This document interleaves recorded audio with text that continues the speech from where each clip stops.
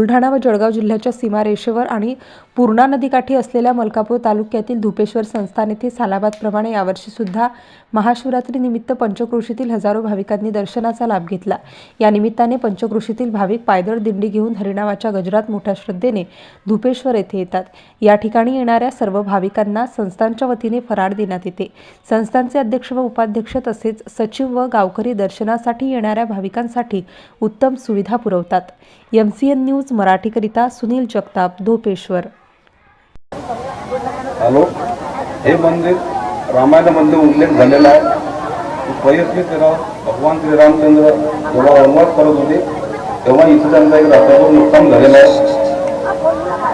त्यांच्या हातून या शिवाची स्थापना झालेली आहे। नंतर अहिल्यादेवी होळकर जेव्हा भारत भ्रमण करायला निघाल्या त्यावेळेस त्यांनी या मंदिराचा जीर्णोद्धार केलेला आहे।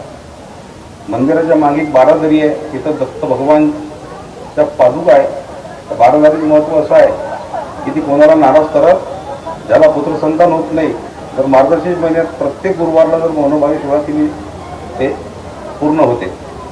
असं या मंदिराचं वैशिष्ट्य आहे। पुरातन काळापासून हे मंदिर इथं विराजमान आहे। श्रीरामाबद्दल काय सांगू शकाल आपण? भगवान श्रीरामचंद्र जेव्हा वनवासात आले तेव्हा चालत येत असताना सायंकाळी इथंच झाली त्यांना, आणि त्यांचा एक नित्य नियम असा होता की ते रोज सकाळी उठल्यानंतर एक शिवाचं पिंड स्थापन करून सकाळी शिवपूजा करत होते। त्या कारण ते सकाळी उठल्यानंतर हे झालेलं आहे। हे जे शिव मंदिर आहे आणि शिवाची जी स्थापना आहे भगवान श्रीरामचंद्राच्या हातून आहे।